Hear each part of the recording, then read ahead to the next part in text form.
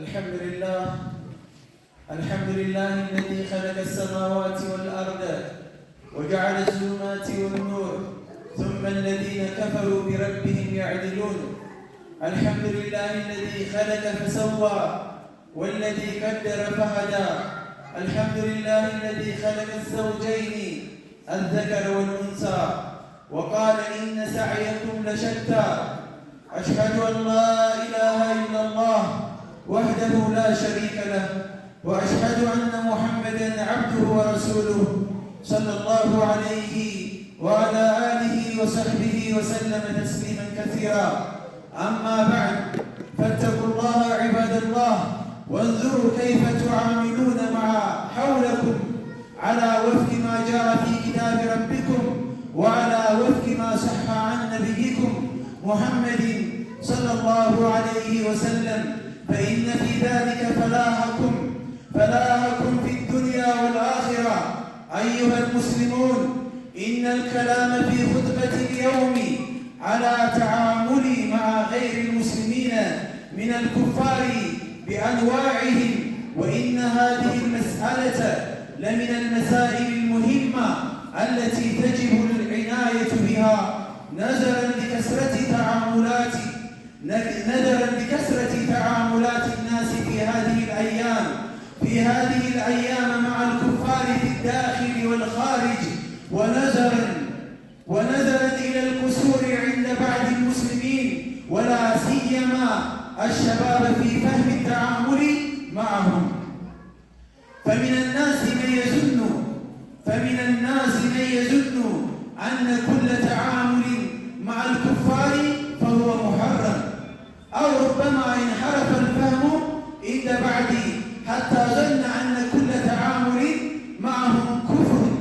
ومن الناس من هو عكس ذلك فأجاز كل تعامل معهم ولم يفصل، وهذان طرفان متناقضان قد أخطأ كل منهما بعد الحق وأصاب بعدا، ولعله يكون في هذه الخطبة بإذن الله تجلية بهذه المسألة، وبما أنه بالتفسير يكون تحصيل، فليكن الكلام على هيئة المسائل، والله المستعان وعليه التكلان. ولكن قبل الدخول في ذلك ها هنا مسألة، وهي أنه ظهر أناس في الوقت الحاضر مع ما يسمى بالعولمة يقولون لا نسمي غير المسلمين كفارا، بل نقول الآخر، تهاشيا من إدراك هذا اللفظ لأنه يغضبهم، حيث إن فيه كسوة على حد تعبير هؤلاء المنادين بترك وصف غير المسلمين بالكفار، فيقولون قولوا الآخر بدل الكافر. فهل هذا سائغ مراعاة للمصلحة؟ فالجواب إن المتعين في هذه القضية وغيرها أن نتلقى منهجنا من كتاب ربنا ومما صح عن نبينا صلى الله عليه وسلم على فهم سلفنا الصالح. وهنا نجد أن الله عز وجل في كتابه سماهم الكفار. قال الله تعالى: إن الذين كفروا من أهل الكتاب والمشركين في نار جهنم خالدين فيها أولئك هم شر البرية، بل حكم الله عليهم بالنار وأطلق عليهم وصفا أنهم شر الخليقة، فلماذا نتهاشى أو نستحي من هذا الإطلاق؟ وأما أحكام التعامل مع الكفار ففي ذلك مسائل. المسألة الأولى: متى تكون علاقة معهم كفرا مخرجا عن الملة؟ الجواب: إذا أحبهم لأجل دينهم أو ناصرهم على المسلمين فهذا العمل كفر مخرج عن الملة. قال شيخ محمد بن عبد عبد الوهاب رحمه الله في تعداد بعد نواقض الإسلام الثامن مظاهرة المشركين ومعاونتهم على المسلمين، والدليل قوله تعالى: ومن يتولهم منكم فإنه منهم إن الله لا يهدي القوم الظالمين. يعني يساعد المشركين على المسلمين كأن يكون هناك قتال بين المسلمين والكفار، ثم يعين الكفار على المسلمين ويساعدهم بالمال أو بالسلاح أو بالرعي. ويجب هنا أن نفرق بين العامل والعمل، فالعمل هذا كفر وردة، وأما العامل فإنه لا يحكم بكفره حتى تقوم عليه الحجة، لأنه قد يكون معذورا بجهل أو إكراه أو تقليد. المسألة الثانية: متى لا تكون محبتهم كفرا مخرجا عن الملة؟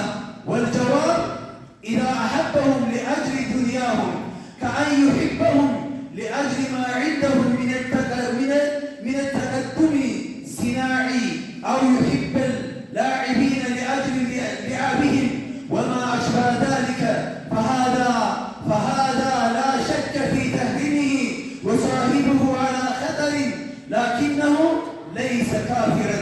قال الله تعالى: يا أيها الذين آمنوا لا تتخذوا عدوي وعدوكم أولياء تلقون إليهم بالمودة وقد كفروا بما جاءكم من الحق. المسألة الثالثة: ما حكم معاملة الكفار بالبيع والشراء؟ ما حكمه؟ الجواب: الأصل فيها حل، لعموم قول الله تعالى: وأحل الله البيع وحرم الربا، ولأنه ثبت أن النبي صلى الله عليه وسلم وأصحابه رضي الله عنهم كانوا يشترون منهم ويبيعون لهم، وهذا أمر أشهر من أن يذهب. بل توفي رسول الله صلى الله عليه وسلم ودرعه مرهونة عند يهودي ب30 ساعة من شعير. ولكن لا شك أن الشراء من المسلم أولى، لا سيما إذا كانت بداعة بنفس جودة. وأما ما لم يتوفر عند المسلمين مما يحتاجه فمعاملته مع الكفار جائزة. وأما مقاطعة بدائعهم والدعوة إلى ذلك فينبغي أن يوكل أمرها إلى أهل الحل والعقد من العلماء والحكام، ولا يوكل ذلك إلا كل خطيب أو إمام مسجد أو طالب علم. عباد الله، أقول قولي هذا وأستغفر الله العظيم لي ولكم، فاستغفروه إنه هو الغفور الرحيم والبر الكريم.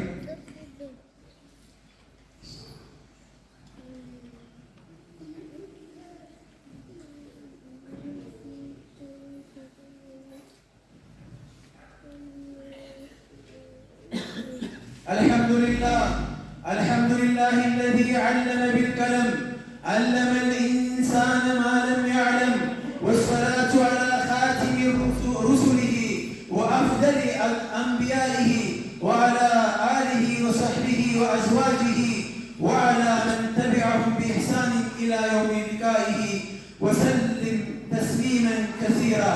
أما بعد، فلا زال الكلام في بيان أحوال وأحكام التعامل مع غير المسلمين من الكفار بأنواعهم. እንግዲህ ኹጥባው የዛሬው ኹጥባ ሙስሊም ካልሆኑ ወገኖቻችን ጋር እንዴት አድርገን ከነሱ ጋር አብረን መኗኗር እንደምንችል፣ ሸሪዓው ይህንን መንገድ የፈቀደ እንደሆነ፣ ችግር እንደሌለበት፣ ከነሱ ጋር መገበያየት፣ ከነሱ ጋር አብሮ መብላት፣ ከነሱ ጋር ማህበራዊ ህይወትን መመስረት ምንም አይነት ችግር እንደሌለውና የሚፈቀድ እንደሆነ ሸሪዓው ያስቀመጠውን ነገር እንነጋገራለን። ቢኢዝኒላህ አንዳንድ ሰዎች ጠርዝ በመያዝ ይሄ በፍጹም የማይቻል የሆነ ነገር ነው፣ አይፈቀድም፣ ሐራም ነው፣ ከእስልምና ያስወጣል የሚል አመለካከት ያላቸው ሰዎች አሉ። ሌሎቹ ደግሞ ችግር የለውም በሚል ሰበብ ከነሱ ጋር ልቅ የሆነ ግንኙነት ያላቸው ሰዎች አሉ። ገደብ የሌላቸው መስመር የማያበጁ የሆኑ ሰዎች ማለት ነው። ይሄ ማለት ሃይማኖታዊ የሆነ እንደዚህም ደግሞ ዱንያዊ የሆኑ ነገሮችን የተቀላቀለባቸው። እኛ ዱንያዊ የሆነ ጉዳይ ዓለማዊ የሆነ ነገር ከሙስሊም ካልሆኑ ከማንኛውም አካል ጋር መኗኗር ሸሪዓው ፈቅዶልናል። ችግር የለብንም። ምክንያቱም ከነሱ ጋር አብረን ተጋምደናል፣ ተዋልደናል። ብዙ አካሎች በመካከላችን ላይ እናት ትኖራለች ሙስሊም ያልሆነች፣ አባት ይኖራል ሙስሊም ያልሆነ፣ ወንድም ይኖራል፣ እህት ትኖራለች ሙስሊም ያልሆኑ። እንደዚሁም በስጋ እንኳን ሙስሊም አለመሆኑ እንኳን ቢገኝ ቢያንስ እንኳን በጡት ወንድማማችነት ሙስሊም ያልሆነ እንኳን ሰዎች ሊጋመዱ ይችላሉ። ስለዚህ ሸሪዓው አልከለከለም፣ ግን አንድ መስፈርትን አስቀምጧል።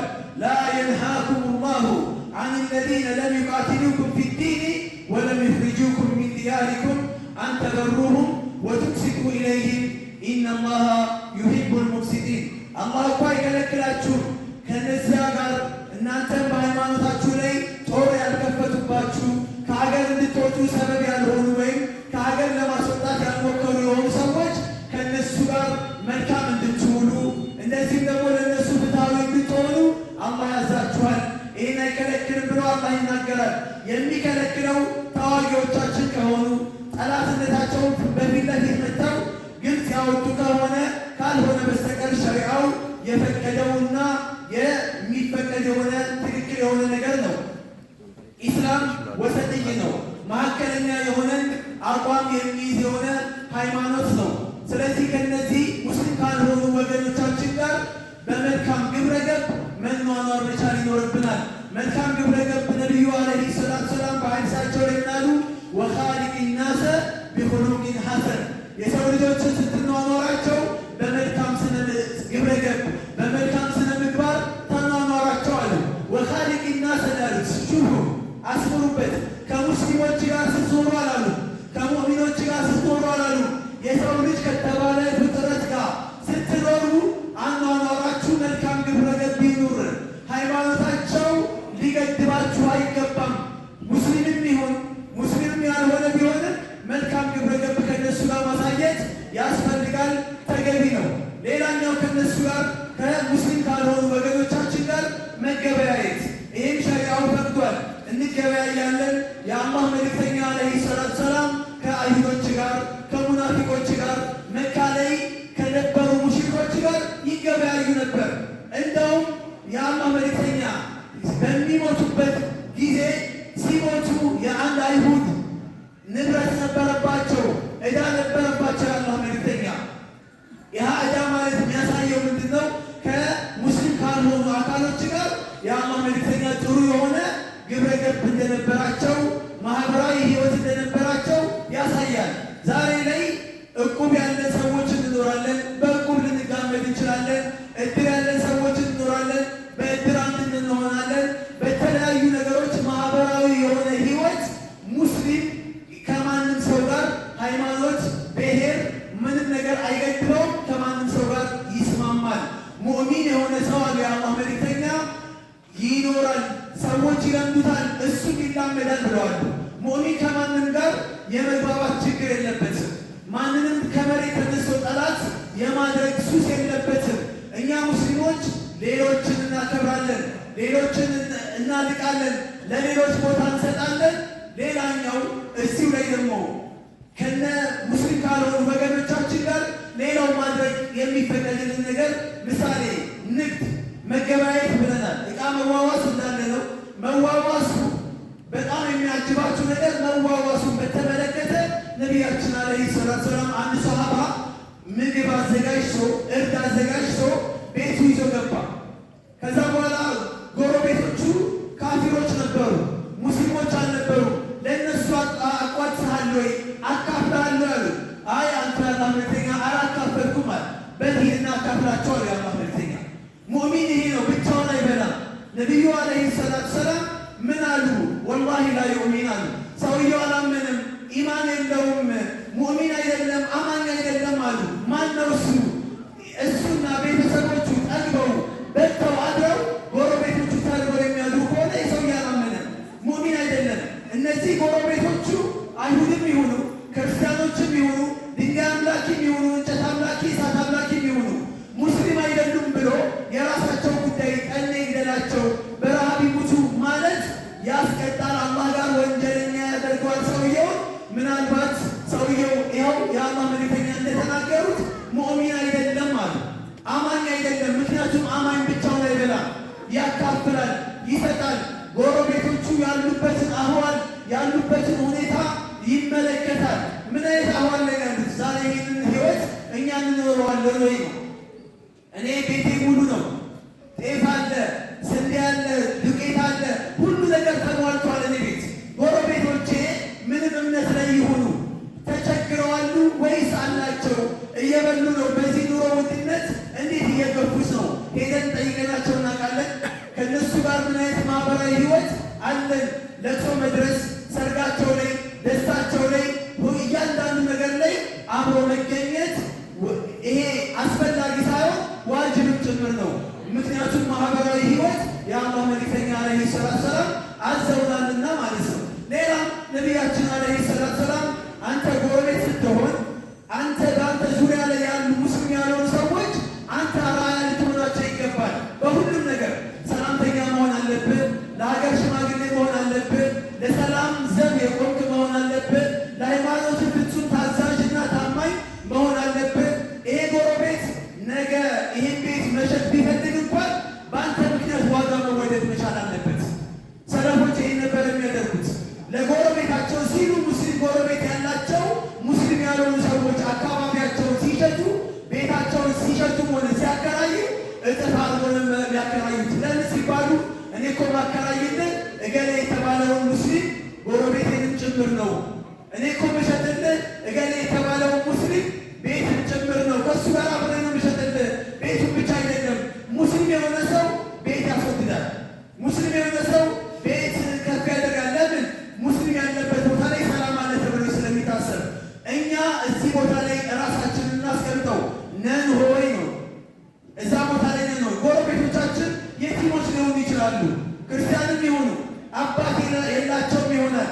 እነሱን ቀረብ ብሎ ከልጆቼ ጋር ልብስ ማልበስ፣ እነሱን ገንዘብ መለገስ፣ ማብላት፣ ማጠጣት፣ ይህን መሰተር የሙስሊም ባህሪ ነውና ይህን ባህሪ ልንላበስ ይገባል። ለዛ ነው እኮ አንዳንዱ ሰው ሙስሊም ሆኖ ኢስላምን የሚያሰድብ፣ ነቢዩን የሚያሰድብ፣ ቁርአንን የሚያሰድብ፣ አላህን የሚያሰድብ ብዙ ሰው አለ። ሙስሊም ነው። ምክንያቱም እገሌ የሚባለው ሰው አላህ መቼ ነው የሚገላግለን ይላል ሙስሊሙ። ክርስቲያኑም ደግሞ ከገሌ የሚባል ሰው አላህ ማን ነው ፈጣሪ መቼ ነው የሚገላግለን እያለ የሚባል ሙስሊም በጣም ያሳፍራል። ወላሂ በጣም ሼም ነው። ምክንያቱም ነቢዩ ዓለይሂ ሰላቱ ሰላም ወላሂ ላ ዩእሚን ወላሂ ላ ዩእሚን ወላሂ ላ ዩእሚን አሉ። ወላሂ አላመንም፣ ወላሂ አላመንም፣ ወላሂ አላመንም አሉ። ቂለ መን ሁወ ያ ረሱለላህ፣ ማን ነው የሰውዬ? ኻበ ወኸሲር ያፈረ የከሰረ ነው ሲሏቸው ማን አሉ የአላህ መልእክተኛ? መን ለም ዩእሚን ጃሩሁ በዋኢቀሁ፣ ጎረቤቶቹ የእሱን ተንኮል የማያምኑት የሆነ ሰው ገና ለገና መስጊድ ሰግዶ ሲመጣ አዛ ያደርገናል ብለው ጎረቤቶቹ የሚሸማቀቁበት ሰው ከሆነ ይሄ ሙእሚን አይደለም፣ ይሄ ሙስሊም አይደለም። ከስራ ቦታ ወደ ቤት ስትሄድ ጎረቤት ያንተን መምጣት ፊታቸውን አጨፍግገው የሚቀበሉ ከሆነ ሰላም የምታሳጣቸው ከሆነ አንተ ሙእሚን አይደለህም፣ የሙስሊም ስነ ምግባር የለህም።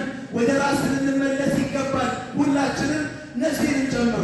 ስለዚህ ይሄ ጉርብትና የሚባለው ነገር ከባድ ነው። ነቢዩ ዓለይሂ ሰላቱ ሰላም ምን አሉ? አውሳኒ ጅብሪሉ ፊልጃር፣ ጅብሪል መጥቶ ስለ ጎረቤት አደራ አለኝ፣ በጣም መከረኝ እስከምፈራ ድረስ። እነዚህ ጎረቤቶች የወርሱሃል፣ ብትሞት እንኳን የወርሱሃል ብሎ ይለኝ ይሁን ብዬ እስከምሸማቀቅ ድረስ አሉ ነቢያችን ዓለይሂ ሰላም፣ እስከምሰጋ ድረስ። ጎረቤት የሚለው ሙጥለቅ ነው፣ በሙስሊም ላይ ብቻ ያጠራ አይደለም። አዎ ሙስሊም ከሆነ ሁለት ሀቅ አለው፣ የጉርብትና ሀቅ አለው፣ የጎረቤትነት ሀቅ አለው። ዘመድ ከሆነ የዝምድና ሀቅ አለው፣ ሶስት ሀቅ አለው። ሙስሊምም አይደለም ዘመድም አይደለም ግን ጎረቤት ነው፣ የጉርብትና ሀቅ አለውና ሀቁ ሊጠበቅለት ይገባል። አንድ ሙስሊም የሆነ ሰው ቁርአን ከፍቶ ሊሆን ይችላል፣ ነሺዳን በሉት መንዙማን በሉት ተው፣ ዘፈንና ሌላ ነገር ተውት። ጎረቤቶቹን የሚያስቸግር ከሆነ ኮንፈርታቸውን የሚነሳ ከሆነ አዛ የሚያደርጋቸው ከሆነ ይሄ ሰውዬ አሁንም አላመንም አሉ የአላህ መልእክተኛ። በእነሱ ምክንያት ጀሃነም ሊገባ ይችላል። ለምን በሉኝ፣ ነቢያችን አለይሂ ሰላቱ ወሰላም ጋር ሰዎች መጡ። ኢነሃ ጃሪያ ካነት ሰዋማ ወቀዋማ፣ አንድ ጎረቤት ነበረችን አሉ። ነቢዩ ጋር ስሞታ ቀረበ። ያቺ ጎረቤታችን ለይል ትቆማለች፣ ቀን ትጾማለች፣ ከአላህ ጋር ያላት ግንኙነት በጣም የሰመረ ነው፣ በጣም የጠበቀ ነው። ወላኪን ነገር ግን አንድ ችግር አለባት። እሱ ችግሯ ምንድን ነው? ቱዚ ጃረሃ፣ ጎረቤቶቿን ታስቸግራለች፣ አዛ ታደርጋለች አሉ። ጎረቤት የተባለው ሙስሊም ጎረቤት አልተባለ፣ ጎረቤቶቿን ታስቸግራለች አሉ። ነቢዩ ምን አሉ? ጎረቤቶቿ ሙስሊም ናቸው ወይስ ክርስቲያን? አይሁድ ናቸው ወይስ እሳት አምላኪ ብለው ጠይቀዋሉ እንዴ? አልጠየቁም። ምን አሉ የአላህ መልእክተኛ? ማንም ጎረቤት ሰላሙን የማግኘት መብት ስላለው ይቺ ሴት ጎረቤቶቿን በማስቸገሯ ምክንያት ኢነሃ ፊናር፣ እሷ የእሳት ነች፣ የጀሃነም ነች አሉ የአላህ መልእክተኛ። ለይል የምትሰግድ ሴት፣ ቀን የምትጾም ሴት ጀሃነም የምትገባ ከሆነ ጎረቤቶቿን አዛ በማድረግ እኔና እናንተስ ምን ዋስትና አለን? ሀቅ ሊኖርብን ይችላል። ቀልባቸውን ሰብረን ሊሆን ይችላል። አውፉን እናስብላቸው ይገባል። ሀቃቸውን ልንጠብቅላቸው ይገባል። ይሄ የሙስሊም ስነ ምግባር ነው። መሻሻል፣ እቃ ማዋስ ለነሱ ጎረቤት መጥቶ እቃ አንተን መዋስ ከፈለገ እቃ መከልከል አይፈቀድልህም። ወይም ነሙነል ማኡን ብሎ አላህ ተናግሯል። ከሚወቀሱ ሰዎች ውስጥ ወይል ከተባለው የወይል ጀሃነም ከተዘጋጀላቸው ወይም አላህ ከዛተባቸው ሰዎች መካከል እቃ ትናንሽ የሆኑ እቃዎችን የሚከለክል ሴቶችም ሊሆኑ ይችላሉ፣ ወንዶችም ሊሆን ይችላል። ስራ ቦታ ወንዶች ስራ ቦታ ላይ እየሰራ ምናልባት ገንዘብ ሊሆን ይችላል፣ እንደዚህ ደግሞ ጥቃቅን ነገር ሊሆን ይችላል። ስለዚህ ያን ነገር መዋስ ቢፈልግ መከልከል አትችልም፣ መብት አይደለም። አላህ አውሰው ብሏል። ማንም ይሁን ምንም ይሁን ያሰው። ሌላኛው መገበያየት። ነቢያችን አለይሂ ሰላቱ ሰላም ከሙስሊም ካልሆኑ ሰዎች ጋር ይገበያዩ ነበረ፣ ይሻሻቱ ነበረ። ምንም ችግር የለውም። ማታለል ክርስቲያኖች ናቸው ብሎ አይሁዶች ናቸው ብሎ ለሙስሊሙ ታማኝ ሆኖ ለሌላ ሙስሊም ያልሆነ ደግሞ የሚያጭበረብር ከሆነ አማመላህ አላህ ይጠየቅበታል። ይህ ሰው ነቢያችን አለይሂ ሰላቱ ሰላም ወደ ገበያ ገቡ። ገበያ እየዞሩ ዞር እያደረጉ ቼክ እያደረጉ ባሉበት ሰዓት ላይ አንድ ነጋዴን አገኙት። እህል ቆልሏል። እዛ የቆለለው እህል ላይ እጃቸውን ንክር ሲያደርጉ እጃቸውን እርጥበት ነካው። ማሃድ አሉት። ምንድን ነው ይህ ብለው ሲሉት የአላህ መልእክተኛ አሳበው ሰማ፣ ዝናብ ነክቶት ነው አላቸው። ከላይ ገብሱን ከላይ ደረቅ አድርጎታል፣ ከታች ደግሞ እርጥብ አለ። ይሄ የነጋዴዎች ተንኮል ነው። የአብዛኛው ነጋዴዎች ሁላችሁንም የሚወክል አይደለም። ምክንያቱም ሚዛን ይደፋለታል፣ አይታይም። ውሃ ስለተሸከመ ሚዛን ይደፋለት ነው። የአላህ መልእክተኛ አውላ ጃአልተሁ ፈውቀ ጣዕም፣ ምግቡን ከላይ አታደርገውም ነበረ? ደረቁን ከላይ ማነው እርጥቡን ከላይ አታደርገውም ነበረ ወይ አሉት። መልስ አጣይ ሰውዬ። ከዛ ምን አሉ የአላህ መልእክተኛ? ለማጭበርበር የመጣ እንደሆነ ስለገባቸው መን ገሸ ፈለይሰ ሚና፣ ሰውን ያታለለ ከኛ አይደለም አሉ የአላህ መልእክተኛ። ከኛ አይደለም። ባለፈውም ተናግሬያለሁ። ገበያ ላይ ሲሄድ አንድ ነጋዴ የሚያቀኝ ነጋዴ ነበርና እቃ የምፈልገውን እቃ ስጠይቀው ምን አለኝ? ኡስታዝ ይሄን አንተ አይሆንም አለ። ለምንድን ነው ለአንተ ማይሆነው? ነውር አለበት። ለእኔ ካልሆነ ለምን አስቀመጥከው? ለሌላ ሰው ስለምን ይሆናል? ለሙስሊም የማይሆን እቃ ሙስሊም ላልሆነ አካል አይሆንም።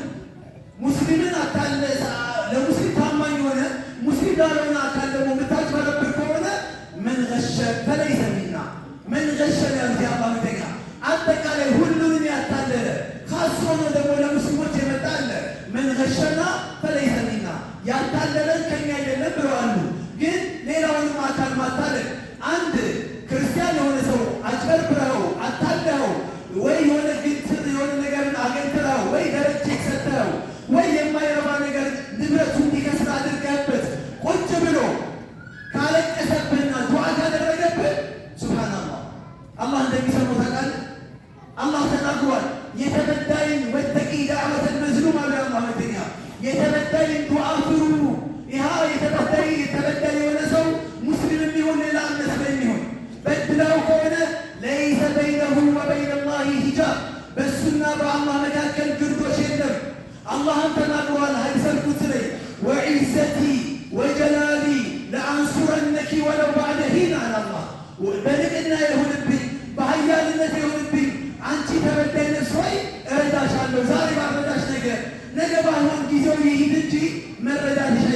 ብለዋል የአላህ መልእክተኛ።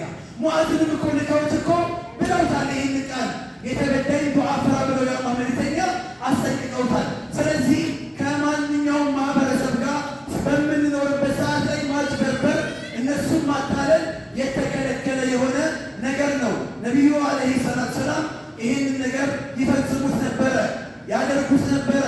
ከሳቸው በላይ ለእኛ ደግሞ ማንም አርአያ የለንም።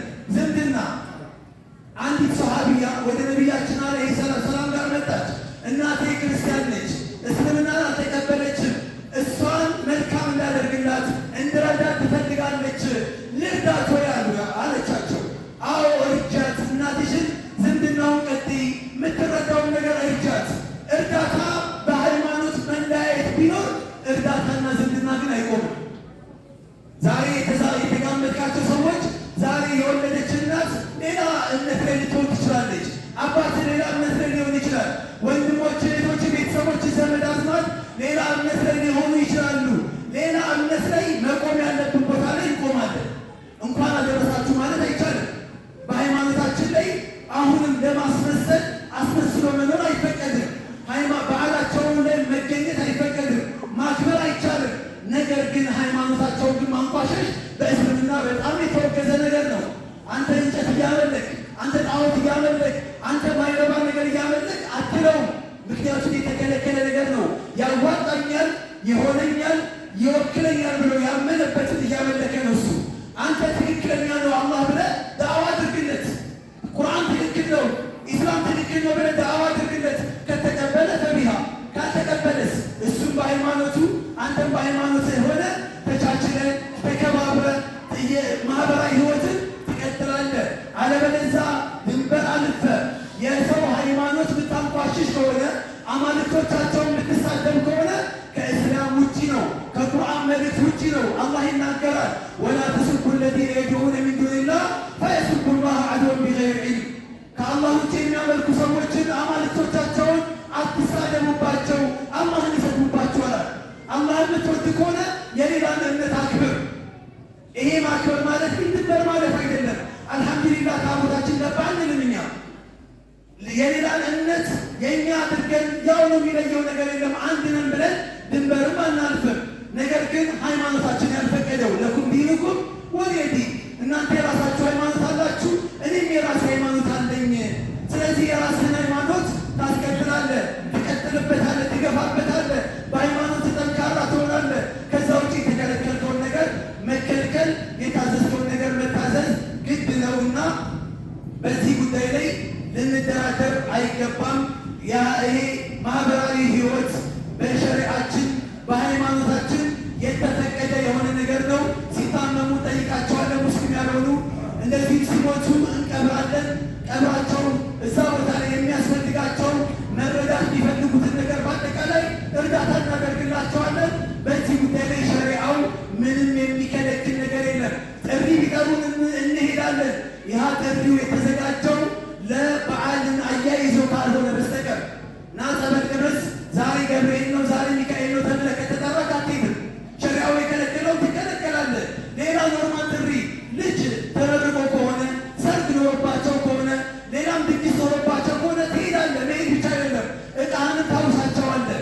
ማዋስ ብቻ አይደለም፣ ገንዘብም ካስፈለጋቸው ገንዘብም ትለግሳለህ። ማድረግ ያለብህን ነገር እስከ ጥግ ድረስ ታደርጋለህ።